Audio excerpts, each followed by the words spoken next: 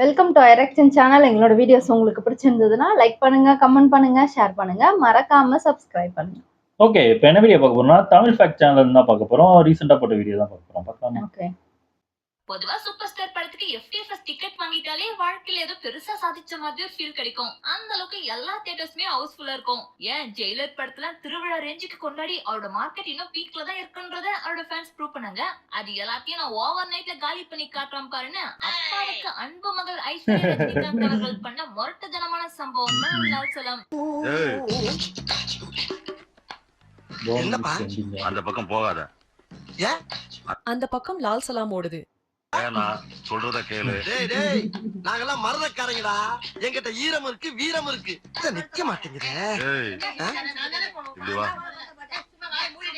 என்னப்பா? நாங்களும் மரதக்காரங்க தாண்டி. மரதக்காரனா? ஏற்கனவே ஒரு ரவுண்ட் போயிட்டு வந்தாண்டி உட்காந்துருக்கோம். ஆளே இல்லாத கடையில யாருக்கு தியேட்டர்ன்ற மாதிரி நிறைய தியேட்டர்ஸ்ல 10 பேர் கூட இல்லாம படத்தை ஓடி இருக்காங்க. சூப்பர் ஸ்டார் இமேஜ் டோட்டலா டேமேஜ் பண்ண ஐஸ்வர்யா ரஜினிகாந்த் ஆடியன்ஸ் எப்படி எல்லாம் கழுவி ஊத்திட்டு இருக்காங்க. இந்த ஒரு படத்துல கெஸ்ட் ரோல் நடிச்சதால சூப்பர் ஸ்டார் ஃபேஸ் பண்ணிட்டு இருக்க பஞ்சாயத்துகள், அடுத்து சூப்பர் ஸ்டார் சௌந்தர்யா ரஜினிகாந்த் படத்தோட அப்டேட்னு பல இன்ட்ரெஸ்டிங்கான விஷயங்களை தெரிஞ்சுக்க வீடியோக்குள்ள போலாமா? இல்லப்பா உனக்கு தாப்பா உனக்கு தா.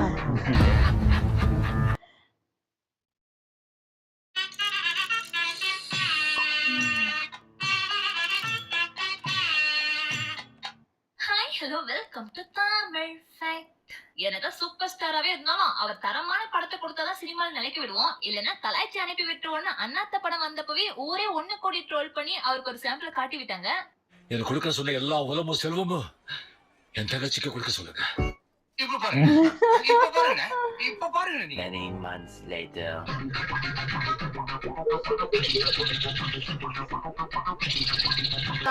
சூப்பர். ஹாப்பி தீபாவளி.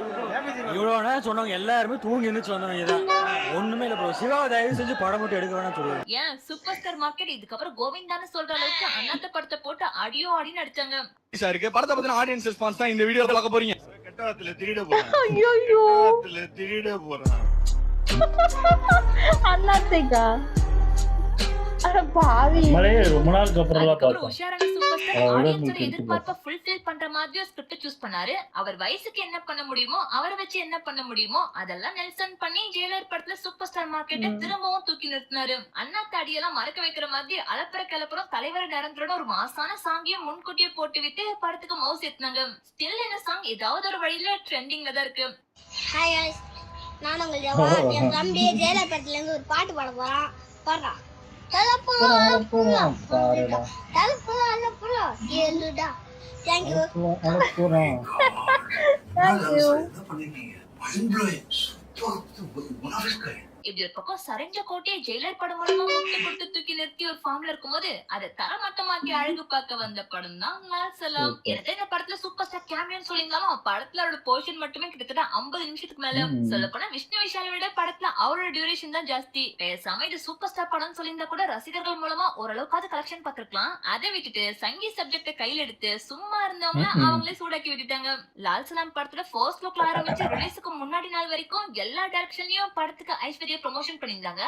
சூப்பர் ஸ்டாரா அவர் பங்குக்கு ட்விட்டர்ல பொண்ணுக்கு விஷ் பண்ற மாதிரி ஒரு ட்வீட் போட்டு ப்ரமோஷன் பண்ணிருந்தாரு. அதுல என்ன சொல்லிருப்பாருன்னா, என் அன்பு தாய் ஐஸ்வர்யாக்கு என் அன்பு சலாம். உங்களுடைய லால் சலாம் படம் வெற்றி அடைய எல்லாம் வல்ல இறைவனை வேண்டிக் கொள்கிறேன்னு சொல்லிருப்பாரு. சூப்பர் ஸ்டார் ஒரு பொண்ணுக்கு இப்ப போட்ட அன்பு சலாம படத்தோட கதையை கேட்டதுமே போட்டிருந்தா படத்துல நீங்க எஸ்கேப் ஆவதா இருக்கலாம்.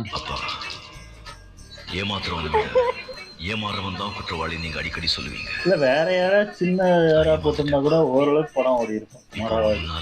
குற்றவாளியா நிக்கிறேன். ஐயோ பாவம். படத்துல முன்னாடி நாள் வரைக்கும் ஓடி ஓடி ப்ரோமோட் பண்ண நம்ம ஐஸ்வர்யா ரஜினிகாந்த் ரிலீஸ் ஆன அணில இருந்து எதுவும் பேசாம கப்பு சிப்புன்னு அமைதியாட்டாங்க. என்ன பண்றது, வந்த ரிவ்யூஸ் அப்படி. இவங்க ஏதாவது படத்தை பத்தி ஆஹா ஓஹன் பில்டப் பண்ண போய் ஆல்ரெடி கான்ல இருக்கவங்க கமெண்ட்ஸ்ல பொழந்துடுவாங்கன்னு சோசியல் மீடியால இருந்தே தலைமறைவாயிட்டாங்க ஐஸ்வர்யா. ஆனா நீங்க அமைதியா இருந்தாலும் நீங்க பண்ண சம்பவத்துக்கு நாங்க அமைதியா இருக்க மாட்டோம்னு சொல்லிட்டு விதவிதமா மீம்ஸ் போட்டு தலைவர் ஃபேன்ஸ் அவங்க வெளியே தீர்த்துக்கிட்டாங்க.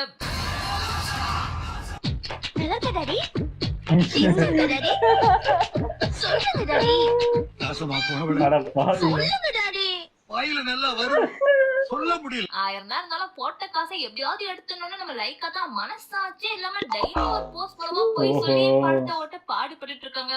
அமோக வரவேற்பு, மக்களின் ஆஹா. பேராதரவு, வெற்றி நடை போடுகிறது பிளாக் பூஸ்டர்.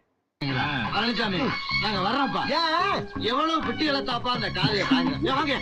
நேத்து கூட பாருங்க, மக்களின் பேரன்பிற்கும் பேராதரவிற்கும் நன்றி. Successful ஆ?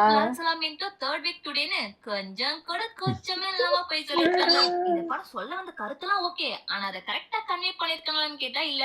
கருத்துள்ள படத்தை கன்றாவியான ஸ்கிரீன் பிளேல சொல்ல வந்த விஷயத்த சரியா சொல்லாம போட்டு உழைப்பிருக்காங்க. இது இந்த படத்தை பார்த்து எல்லாருக்குமே தெரிஞ்சிருக்கும். ஆனா படம் பாக்குறதுக்கு முன்னாடி ஒரே ஐஸ்வர்யாவோட இந்த பிரஸ் மீட்டை பாத்துருந்தா நம்ம தப்பிச்சிருக்கலாம். ஏன்னா அவங்களே இந்த படத்துல ஒன்லைனே எப்படி சொல்றதுன்னு தெரியாம திணறி இருப்பாங்க. லால் சலாம் படத்தோட கதை என்ன அப்படின்னா, தைரியமா சொல்ல பாருங்க. பயப்படாத. பயப்படாதடா. தேர் திருவிழா ஒரு ஊரு, அந்த ஊர்ல நடக்கிற ஒரு கிரிக்கெட் மேட்ச். சொல்லு நீதான் தைரியமா நடக்க சொல்லு. சொல்றா. அந்த கிரிக்கெட் மேட்ச்ல நடக்கிற ஒரு பிரச்சனைனால அந்த ஊர்ல என்ன நடக்குது அப்படின்றதுதான் இந்த கதை. ஏன்னா சொல்றதுக்கு ஒண்ணு இல்லையே. எப்படியோ பெத்தவங்களுக்கு பிள்ளைங்க பேர் வாங்கி தருவாங்கன்னு சொல்லுவாங்களே, அது ஐஸ்வர்யா ரஜினிகாந்த் கரெக்டா பண்ணிருக்காங்க. ஊர் உலகமே பயந்துகிட்டு இருந்த என்ன கொண்டாந்து ஒரு சின்ன சண்டைக்குள்ள நிறுத்தி இது அடுத்த பொண்ணு வேற எடுக்கிறாங்க. உன்னை மறக்கவும் மாட்டேன், உயிரோட விடவும் மாட்டேன்டா. பொதுவா சூப்பர் ஸ்டாரோட படங்கள்னாலே ஃபர்ஸ்ட் டே கலெக்ஷன்ல பெரிய சம்பவம் பண்ணும். அதுவும் லாஸ்டா நடிச்ச அண்ணாத்த ஜெயிலர் படங்கள்லாம் 70 கோடி 50 கோடின்னு பாக்ஸ் ஆபீஸே காசு மழையில் நனைய வச்சுது. பட் இந்த லால் சலாம் படம் ரிலீஸ் ஆன ஃபர்ஸ்ட் டே ஓவரால் இந்தியால வெறும் 3 கோடி மட்டுமே கலெக்ட் பண்ணி சூப்பர் ஸ்டாரோட மார்க்கெட் வேல்யூவை ஏறின வேகத்துல இறக்கி விட்டுருக்கு. கோவிந்தா கோவிந்தா கோவிந்தா கோவிந்தா. அதுவும் கேரளால வெறும் 5 லட்சம் மட்டுமே கலெக்ட் ஐயோ. பண்ணிருக்கு. மத்த ஸ்டேட் ஆடியன்ஸ்க்கும் ரொம்பவே டிசப்பாயிண்டிங்கா இருந்திருக்கு. யார்கிட்ட சார் சொல்றீங்க? என்கிட்டயா நான் எதுக்கு போயிட்டு வரணும்? போயிட்டு வாங்க தம்பி. எதுக்கு சார்? எனக்கு என்னவோ படம் வியாபாரம் ஆகாதுன்ற விஷயம் சூப்பர் ஸ்டாருக்கு கதையை கேட்கும் போதே தோணி இருக்குன்னு நினைக்கிறேன். அதான் படத்தை உஷாரா லைக்கா தலையில கட்டி விட்டு இருக்காரு.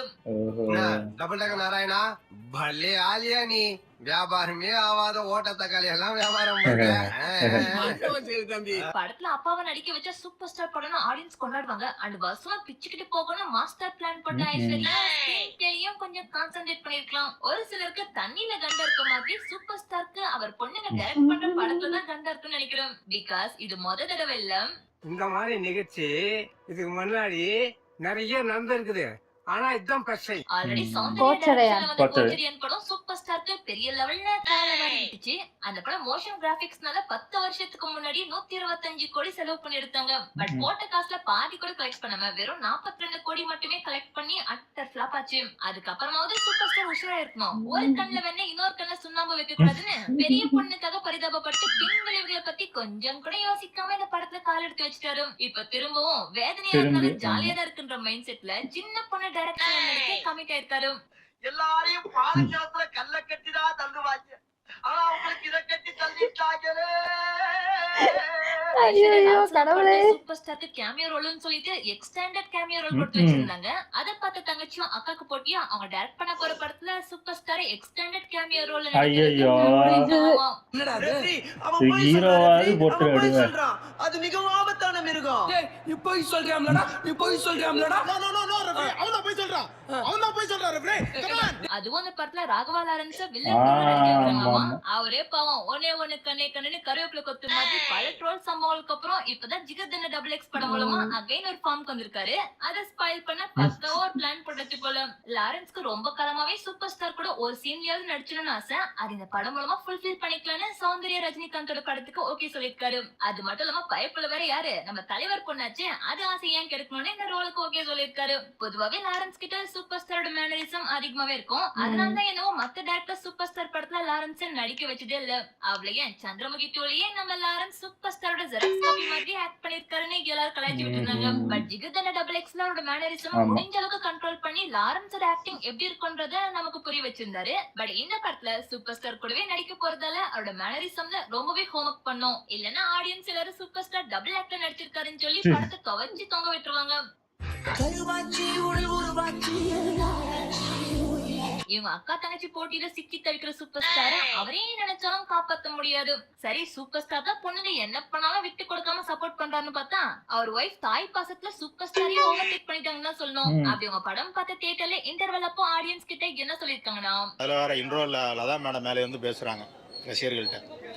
படம் பார்த்துட்டு போங்க, அவங்கவுங்க படம் பார்த்து நல்லா இருக்கா நல்லா இல்லையான்னு சொல்லட்டும், நீங்க எதுவும் யூடியூப்ல பேட்டி கொடுக்காதீங்க. அட வெக்கம் கட்டுவீங்களா? இப்படி சொன்னா நாங்க சும்மா விட்டுருவோமான்னு இந்த ரிவ்யூ கொடுத்தவர் படத்தை மட்டும் இல்ல ஹோல் சூப்பர் ஸ்டார் ஃபேமிலியும் பிடிச்சு தொங்க விட்டுருப்பாரு. எவ்வளவு கொழுப்பு இருக்கு அந்த அம்மாக்கு.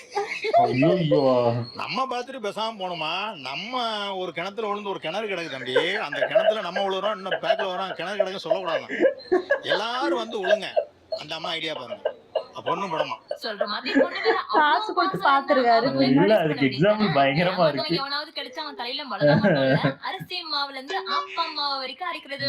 எல்லார் வீட்லயும் சமைக்க தெரியாத டாட் லிட்டில் பிரின்ஸ்னு ஒரு கேரக்டர் இருக்கும். அந்த பிங்கிய மனசை நோகடிக்க கூடாதுன்னு அவங்க அப்பாவும் அந்த பொண்ணு சமைக்கிற கன்றாவியான டிஷஸ்லாம் ஆஹா ஓஹான்னு சொல்லி பாராட்டி சாப்பிடுவாரு. சூப்பர் ஸ்டார் நிலைமையும் இப்ப அப்படிதான் இருக்கு. அதுவும் ஒரு பிரின்சஸ் இல்ல 2 பிரின்சஸ் கிட்ட மாட்டிக்கிட்டு முடிக்கிறாரு. இவங்க அப்பா பொண்ணு பாசத்தால பெரிய லெவல்ல பாதிக்கப்பட்டது ஆடியன்ஸ் தான். சோ அவங்க யோசிச்சு பார்த்து கொஞ்சம் சௌந்தர்ய படம் பண்ணாங்கன்னா நல்லா இருக்கும்.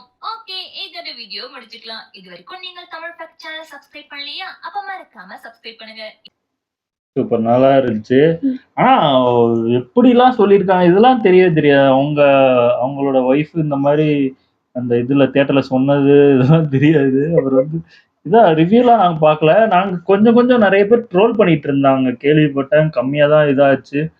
நிறைய ரிப்போர்ட் இதெல்லாம் பார்க்கும்போது ரொம்ப மோசமா தான் போயிட்டு இருந்துச்சுன்னு கேள்விப்பட்டோம். ஆமா, ஆனா வெற்றி நடை போடுகிறது அப்படிதான் லைக் இல்ல எல்லா படமே அப்படிதான். இது லால் சலாம் மட்டும் இல்ல, நிறைய ஃபிளாப்பான படமே சக்சஸ்ஃபுல்லா ரன்னிங் ஆகுதுதான் போட்டுட்டு இருப்பாங்க. அப்படி போட்டாதான் வருவாங்க, கொஞ்சம் பேராவது வருவாங்க. வடம் மொக்கான அவங்களே போட முடியுமா அவங்க படத்தையே? கேமியோன்னு சொல்லாம ஃபுல்லாவே அவரு கொஞ்சமாவது நல்லா இது காமிச்சிருக்கலாம். ஒண்ணு அப்படி பண்ணிருக்கணும், இல்ல ரஜினிய தூக்கிட்டு வேற யாரையாவது போட்டுருக்கணும், கொஞ்சமாவது படம் ஓடி இருக்கும். வேற யாரையாவது போட்டிருந்துருக்கலாம். இல்ல கொஞ்சம் ஒரு 2 சீன் வர மட்டும் வச்சுட்டு மத்ததெல்லாம் அவங்கள வச்சே எடுத்திருக்கணும். விக்ராந்தும் விஷ்ணு விஷால் வச்சே எடுத்திருக்கணும். அப்படி இல்லாம இவங்க எனக்கு தெரிஞ்சு அந்த படத்தை வந்து ஒரு ஹிட் படம் கொடுக்கணும்னு எடுக்கவே இல்லை. ரஜினி வந்து சங்கி கிடையாதுன்னு நிரூபிக்காக எடுத்த படம் தான் அந்த படமே எனக்கு தெரிஞ்ச வரைக்கும். அந்த ஆடியோ லான்ச்லயே அதுதான் மென்ஷன் பண்ணி அப்பவே தெரிஞ்சு போச்சு இது அதுக்குதான் எடுத்திருக்காங்க.